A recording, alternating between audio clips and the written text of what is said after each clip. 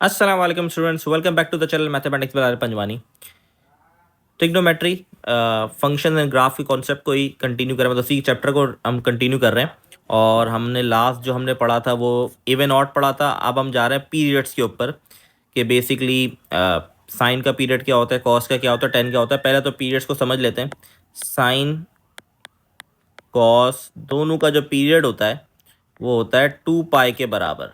ठीक है, 10 का बराबर होता है हमारे पास पाई के बराबर। ठीक है, अब इसका मतलब क्या है? बेसिकली इसका मतलब ये है एक सर्टेन साइकिल कंप्लीट होने के बाद, मतलब साइन और कॉस 2 पाई का मतलब 360 डिग्री भी होता है। 360 डिग्री घूमने के बाद इनकी वैल्यूज़ जो होती हैं वो वापस रिपीट होना शुरू हो जाती हैं। इसका मतलब ये है कि एक कंप्लीट साइकिल होने के बाद वापस रिपीटेशन शुरू हो जाती है। तो 360 के बाद जो वैल्यूज आती है साइन की वो रिपीट होना शुरू हो जाती हैं। इसी तरीके से 10 की 180 के बाद कह लें या पाई के बाद कह लें, वैल्यू रिपीट होना शुरू हो जाती हैं। ठीक है, तो इसको हम कहते हैं बेसिकली पीरियड। अब किस तरीके से पीरियड निकालेंगे, गौर से सुनेगा, बड़ा आसान है, बहुत आसान कॉन्सेप्ट है। एमसीक्यू के बड़े मज़ेदार नंबर है ये।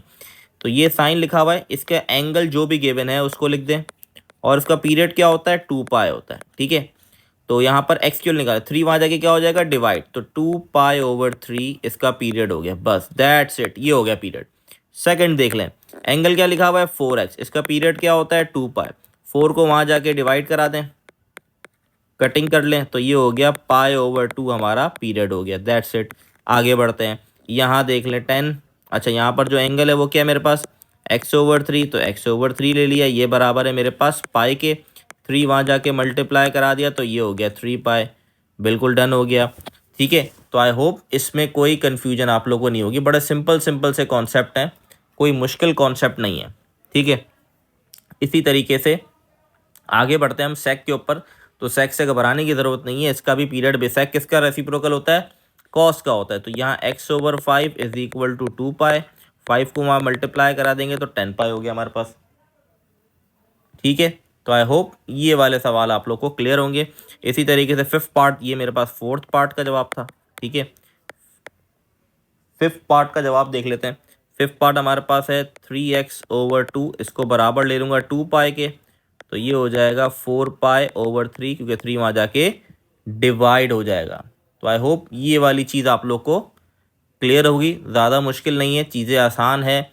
बस कॉन्सेप्चुअली चीज़ों को याद रखना है कि कौन सी चीज़ किसके बराबर होती है, ये पता होना ज़रूरी है। ठीक है, कॉट वाला आप लोग कर लेंगे। ठीक है, इतना मुश्किल कोई नहीं है। ठीक है, आई होप ये वाला कॉन्सेप्ट आप लोग को क्लियर होगा। अच्छा जी, नेक्स्ट हमारे पास जो क्वेश्चन है, इस एसएलओ का लास्ट क्वेश्चन है हमारे पास। वो क्वेश्चन बेसिकली ये है, हमें मैक्सिमम मिनिमम और एम्पलीट्यूड फाइंड आउट करना है।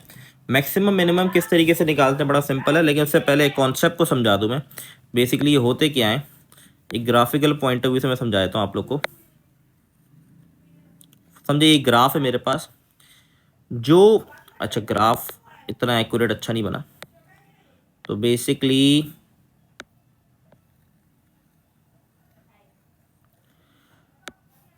तो मैक्सिमम बेसिकली क्या होता है, जो मैक्सिमम हमारे पास ग्राफ की हाइट आ रही होती है वो मैक्सिमम कहलाता है हमारे पास। ठीक है, और जो हमारे पास लोवेस्ट हमारे पास वेव आ रही थी या उसकी हाइट के लिए, वो हमारे पास मिनिमम पॉइंट कहलाता है। पहले तो मैक्सिमम मिनिमम समझ लें। एम्पलीट्यूड क्या होता है? एम्पलीट्यूड होता है बेसिकली वेव का डिस्टेंस, ये कितना है, ये वेव का डिस्टेंस, ये एम्पलीट्यूड कहलाता है हमारे पास। ठीक है, तो पहले तो ये चीज़ पता होनी चाहिए, क्योंकि हो सकता है आपको ग्राफ दे दिया जाए और आपको मैक्सिमम मिनिमम फाइंड आउट करना हो। तो फॉर एग्जांपल यहाँ 3 लिखा हुआ तो मैं कह दूंगा मैक्सिमम है, और फॉर एग्जांपल यहाँ -2 लिखा है, मैं कह दूंगा मिनिमम है। मैं डायरेक्टली इस तरह भी बता सकता हूँ। और ये बेसिकली एम्पलीट्यूड क्या हो जाएगा मेरे पास? 3 हो जाएगा। ठीक है, मैं ऐसे एग्जाम्पल दे रहा हूँ, हो सकता है मैं गलत दिखो, लेकिन मैं सिर्फ समझाना चाह रहा हूँ मैक्सिमम पॉइंट क्या होता है, मिनिमम क्या होता है, एम्पलीट्यूड्स क्या होते हैं। ठीक है, अब हम बढ़ते हैं सवाल के ऊपर कि अगर हम न्यूमेरिकली कैसे निकाल सकते हैं, ग्राफ के बगैर कैसे निकाल सकते हैं सवाल के अंदर।